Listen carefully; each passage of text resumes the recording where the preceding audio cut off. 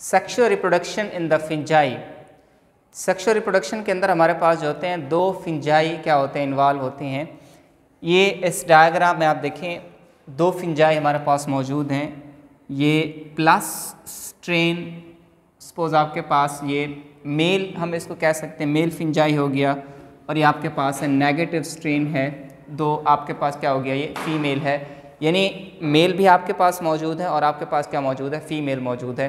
तो ये दोनों आपके पास जो फिंजाई होते हैं ये हार्मोन सेक्रेट करते हैं। सेक्सुअल रिप्रोडक्शन में हमेशा दो पेरेंट्स इन्वॉल्व होते हैं। तो आपके पास एक ये हो गया, दूसरा ये हो गया।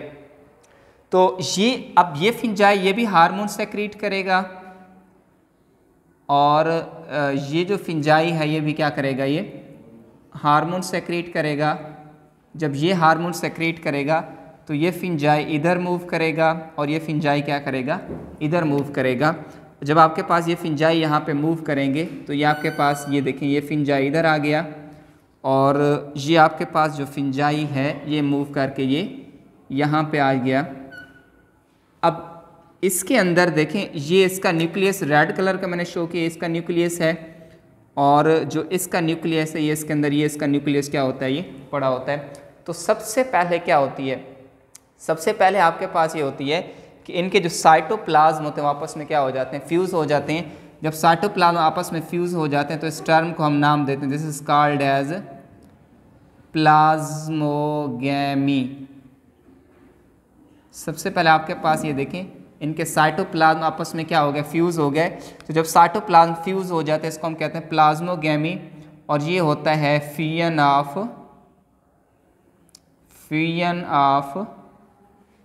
साइटोप्लाज्म। अब फिंजाई की मुख्तलिफ हमारे पास क्लासिफिकेशन होती हैं। बाज़ किसी भी क्लास के अंदर कुछ प्लाज्मोगैमी के बाद जो न्यूक्लियस होता है वो फ़ौरन फ्यूज़ हो जाता है, और कुछ क्लास में ऐसा होता है कि जो प्लाज्मोगैमी है उसके बाद जो है वो न्यूक्लियस क्या होता है, फ्यूज़ होता है। तो जब न्यूक्लियस आपस में फ्यूज़ हो जाता है, मिल जाता है, तो इस टर्म को हम क्या नाम देते हैं, ये this is called as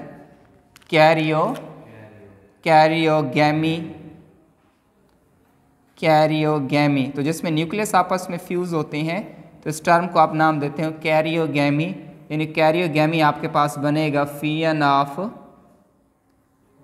fusion of nucleus, तो इसको हम क्या नाम देते हैं, कैरियोगैमी। अब ये जो स्ट्रक्चर बन जाता है, ये जो स्ट्रक्चर बन जाता है, इस स्ट्रक्चर को आप नाम देते हैं, दिस स्ट्रक्चर इज कॉल्ड गैमीटेंजिया। जो स्ट्रक्चर यहाँ पे बन गया इस स्ट्रक्चर को हम नाम देते हैं गैमीटेंजिया। ये आपके पास एक फिंजाई का स्ट्रक्चर बन गया, इस स्ट्रक्चर को आप नाम देते हैं गैमीटेंजिया। अब इसके अंदर ये स्पोरेंजियोफोर यहाँ भी मौजूद होते हैं, और ये इसके अंदर स्पोरेंजियोफोर जो होते हैं इस फिंजाई के अंदर यहाँ पे क्या होते हैं, मौजूद होते हैं, और इनके अंदर छोटे छोटे आपको जो स्पोर्स होते हैं यहाँ मौजूद होते हैं। और ये जो स्पोर्स होते हैं ये स्पोर्स आगे एसेक्सुअल रिप्रोडक्शन के ज़रिए क्या करेंगे, जर्मिनेट करेंगे, न्यू हाइफी में, न्यू माइसीलियम में क्या हो जाएंगे, तब्दील हो जाएंगे। अब ये हाइफी ग्रो करेगा अपने आप को। जब इसकी ग्रो होगी, ये देखें आपके पास ये हाइफी क्या करेगा, ये अब नेक्स्ट क्या करेगा, ये ग्रो करेगा। जब आपके पास ये हाइफी क्या कर जाएगा, ये ग्रो कर जाएगा, ये देखें ये आपके पास ये हाइफी आपके पास क्या हो गया, ये ग्रो हो गया। अब ये सेप्टेट हाइफी आपके पास बन गया। अब इसके अंदर दो न्यूक्लियस मौजूद हैं, एक न्यूक्लियस ये मौजूद है, एक न्यूक्लियस ये आपके पास है, और जो दूसरा न्यूक्लियस है वो ये वाला न्यूक्लियस। अभी तक आपके पास जो कैरियोगैमी है वो नहीं हुई, साइटोगैमी हो गई है, लेकिन यहाँ पे अभी तक आपके पास कोई कैरियोगैमी नहीं हुई। न्यूक्लियस अभी तक भी सेपरेट क्या होते हैं, ये मौजूद होते हैं। तो ये जो सेपरेट मौजूद होते हैं इसको हम नाम देते हैं, एक स्पेशल टर्म होती है उसको हम कहते हैं, ये जो एक एक इसके अंदर मौजूद है इसको हम नाम देते हैं प्राइमरी माइसीलियम। ये आपके पास प्राइमरी माइसीलियम है, और जिसके अंदर दो न्यूक्लियस मौजूद होते हैं इसको हम क्या नाम देते हैं, सेकेंडरी माइसीलियम। जिसके अंदर आपके पास दो न्यूक्लियस क्या होते हैं, ये मौजूद होते हैं, इसको हम क्या कहते हैं, सेकेंडरी माइसीलियम। अब आपके पास जो न्यूक्लियस होगा, नेक्स्ट आपके पास ये होगा, ये दोनों न्यूक्लियस हो गए, ये इसका न्यूक्लियस हो गया, और ये आपके पास ये न्यूक्लियस हो गया, ये दोनों न्यूक्लियस आपस में क्या हो जाएंगे, ये फ्यूज़ हो जाएंगे, मिल जाएंगे। तो इस तरह से जो स्ट्रक्चर बन जाएगा इसको हम क्या नाम देंगे, this is called as tertiary mycelium. इस स्ट्रक्चर को आप नाम देते हो टर्शरी माइसीलियम। तो दो तरह के हमारे पास हो गए, प्राइमरी माइसीलियम हो गया, सेकेंडरी माइसीलियम हो गया, और हमारे पास क्या हो गया, ये टर्शरी माइसीलियम हो गया। अब ये आगे आपके पास क्या करेगा, ग्रो करेगा। जब ये इसकी ग्रो करेगा तो एक स्ट्रक्चर बनता है, उसको हम कहते हैं फ्रूटिंग बॉडीज। तो फ्रूटिंग बॉडीज देखें क्या होती है, ये आपके पास एक ये ग्रो करेगा इस तरह से। देखें यहाँ पे ये एक था, एक स्पोर था आपके पास, यहाँ इसके अंदर मियोसिस होगी, और मियोसिस के नतीजे में आपके पास कितने बन जाएंगे, 4 बन जाएंगे। ये एक सैक लाइक स्ट्रक्चर बन गया। जब मियोसिस यहाँ पे होगा, जब आगे ग्रो करेगा तो आपके पास कौन सा स्ट्रक्चर बन गया, ये सैक लाइक स्ट्रक्चर बन गया है। तो ये जो सैक लाइक स्ट्रक्चर है ये, और ये जो सैक लाइक स्ट्रक्चर एक थैली के अंदर क्या होता है, कवर होता है, इसको हम कहते हैं एस्कोकार्प। और इसके अंदर जो स्पोर्स होते हैं, इन स्पोर्स को हम नाम देते हैं एस्कोस्पोर। एस्कोस्पोर यानी वो जर्मिनेट किया, एक थैली बनी, थैली का नाम क्या था, एस्कस। एस्कस, इस थैली को हम कहते हैं एस्कस। थैली का नाम क्या था, ये एस्कस। एक थैली बन गई, सैक लाइक स्ट्रक्चर बन गया, उसके अंदर जो आपके पास स्पोर्स बन गए, उन स्पोर्स को हमने क्या नाम दिया, एस्कोस्पोर। और ये जो एक कवरिंग होती है इसके अंदर, इसको हम क्या कहते हैं, एस्कोकार्प। अब ये बहुत सारे एस्कोकार्प, इसी तरह से ये आगे फिर माइटोसिस होगी, ये आपके पास एक एस्कोकार्प हो गया, ये आगे जर्मिनेट करेंगे, बहुत सारे सेल्स बन जाएंगे। ये आपके पास ये हो गया।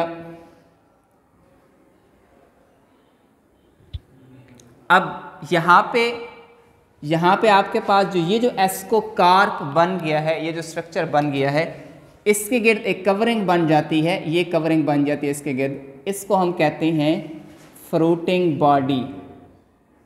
इसको हम नाम देते हैं, this is called as fruiting body. तो यहाँ पे आप ये याद कर रख लें कि ये जो सैक लाइक स्ट्रक्चर बनते हैं इसको हम क्या नाम देते हैं, एस्कस। और इसके जो स्पोर्स होते हैं इसको हम क्या नाम देते हैं, एस्कोस्पोर। और ये जो आपके पास थैली होती है इसको हम क्या कहते हैं, एस्कोकार्प। इस थैली जिसके अंदर स्पोर्स मौजूद होते हैं, एस्कोस्पोर, इसको हम क्या नाम देते हैं, एस्कोकार्प। और ये जो फ्रूटिंग बॉडी, जो सारा स्ट्रक्चर होता है इसको हम क्या नाम देते हैं, this is called as fruiting body. तो फिंजाई की आपके पास क्या बन जाती है, फ्रूटिंग बॉडी। और फिंजाई का ये पूरा ग्रुप होता है, ये पूरा जो ग्रुप होता है, इस ग्रुप को हम नाम देते हैं एस्कोमाइकोटा। फिंजाई की ये जो क्लासिफिकेशन हो गई, इस क्लासिफिकेशन को हम क्या नाम देते हैं, एस्कोमाइकोटा, एस्कोस्पोर, एस्कस, और आपके पास क्या होता है, एस्कोकार्प। और ये जो होता है स्ट्रक्चर होता है इसको हम क्या नाम देते हैं, this is called as fruiting body. दूसरी तरफ आ जाएं। अब यहाँ पे आपके पास जो है एक आपके पास ये बन गया, दूसरा जो होता है आपके पास ये इस तरह का ये स्ट्रक्चर बनता है, इस तरह का कून लाइक स्ट्रक्चर यहाँ पे आपके पास बनता है। ये जो कून लाइक स्ट्रक्चर होता है इसके अंदर आपके पास जो स्पोर्स होते हैं ये बाहर मौजूद होते हैं। यहाँ भी मियोसिस होगी, एक से आपके पास कितने बन जाएंगे, 4 बन जाएंगे। ये यहाँ भी मियोसिस होगी। अब ये जो कून लाइक स्ट्रक्चर होता है, इस स्ट्रक्चर को हम नाम देते हैं बेसिडियम। इस स्ट्रक्चर को आप नाम दोगे बेसिडियम। और ये जो थैली बनी है, इस थैली को आप क्या नाम देंगे, जिस तरह से वहां पे था उसका हमने नाम दिया था एस्कस, यहाँ पे उसका नाम क्या होगा, बेसिडोकार्प। इसका नाम बनेगा बेसिडोकार्प। और इसके अंदर जो स्पोर्स होंगे उसका नाम क्या बनेगा, बेसिडोस्पोर। इस तरह से आपके पास बहुत सारी, ये देखें आपके पास बहुत सारी एक फ्रूटिंग बॉडीज बन जाएंगे। ये आपके पास बहुत सारी क्या बन जाएगी, ये फ्रूटिंग बॉडीज बन जाएगी इस तरह की। और जिसके अंदर ये बेसिडियम, ये आपके पास ये मैं क्या बना रहा हूँ, ये बेसिडियम, इसका नाम क्या होगा, बेसिडोस्पोर, और ये जो थैली हो कवरिंग इसको आप क्या नाम दोगे? बेसिडोकार्प। और ये आपके पास ये भी एक थैली के अंदर आपके पास एक कवरिंग होती है, इसके अंदर होते हैं और इसको हम नाम देते हैं, this is called as fruiting body. तो ये आपके पास क्या बन गई है? ये फ्रूटिंग बॉडी आपके पास क्या हो चुकी है? ये बन चुकी है। तो यहाँ पे टर्म आपने याद रखनी है, एस्कस थैली, स्पोर्स का नाम एस्कोस्पोर, और वो जो कवरिंग होती है उसको हम क्या कहते हैं? एस्कोकार्प, और उस क्लास का नाम क्या होता है? एस्कोमाइकोटा। यहाँ पे बेसिडियम, बेसिडियोस्पोर, बेसिडियोकार्प और बेसिडो, इस फैमिली का नाम क्या होगा? जिस तरह से उसका नाम था, उसका नाम क्या था? एस्कोमाइकोटा। इसका नाम क्या होगा? बेसिडोमाइकोटा। इसी तरह से आपके पास होगा जाइगोमाइकोटा। वहां पे क्या होगा? जाइगोस्पोर, जाइगो, और इससे आपके पास जो फैमिली ऑफ क्लास होगी उसमें हम उसका क्या नाम होगा? जाइगोमाइकोटा। लेकिन आपके पास जो डिट्रोमाइकोटा होता है, लास्ट जो क्लासिफिकेशन होता है, उसमें सेक्सुअल रिप्रोडक्शन नहीं होती, इम्परफेक्ट फिंजाई कहते हैं, यानी परफेक्ट नहीं है, इस वजह से उसको हम नाम देते हैं डिट्रोमाइकोटा या इम्परफेक्ट फिंजाई कहते हैं। तो ये आपके पास इसका सेक्सुअल रिप्रोडक्शन होती है। समरी है इसकी, सुन लें दोबारा। सबसे पहले आपके पास दो फिंजाई एक दूसरे के करीब आते हैं। जब दो फिंजाई एक दूसरे के करीब आते हैं, प्लाज्मोगैमी होती है, साइटोप्लाज्म फ्यूज़ होता है, फिर उसके बाद आपका जो न्यूक्लियस होता है वो क्या हो जाता है? फ्यूज़ हो जाता है। इस प्रोसेस को हम क्या कहते हैं? कैरियोगैमी। प्लाज्मोगैमी के बाद कैरियोगैमी होती है, और ये आपके पास जो हाइफी बन जाते हैं, इस हाइफी को हम नाम देते हैं डाइकैरियोटिक हाइफी, यानी ऐसा हाइफी जिसमें दो आपके पास जो न्यूक्लियस क्या होते हैं? मौजूद होते हैं। इसको हम नाम देते हैं प्राइमरी माइसीलियम, और इसको हम क्या नाम देते हैं? Secondary mycelium. जब ये सेकेंडरी माइसीलियम के अंदर न्यूक्लियस फ्यूज़ हो जाते हैं, मिल जाते हैं, तो इसको हम क्या नाम, this is called as tertiary mycelium. तो अब आपके पास ये जब होंगे आगे क्या करेंगे? ये ग्रो करेंगे। जब ये ग्रो करेंगे तो आगे एक एस्कोमाइकोटा बन जाता है, और क्या बन जाता है? Basidiomycota. Ascus, ascospore, ascocarp, fruiting bodies, फिर इसी तरह से बेसिडियम, बेसिडियोमाइकोटा और बेसिडियोस्पोर, और इस क्लास का हम क्या नाम देते हैं? बेसिडोमाइकोटा। तो इंशाल्लाह नेक्स्ट हम इसकी क्लासिफिकेशन, तो ये आपका आइडिया हो गया थोड़ा सा, आगे जब क्लासिफिकेशन डिस्कस करेंगे तो ये आपके लिए ईजी रहेगा।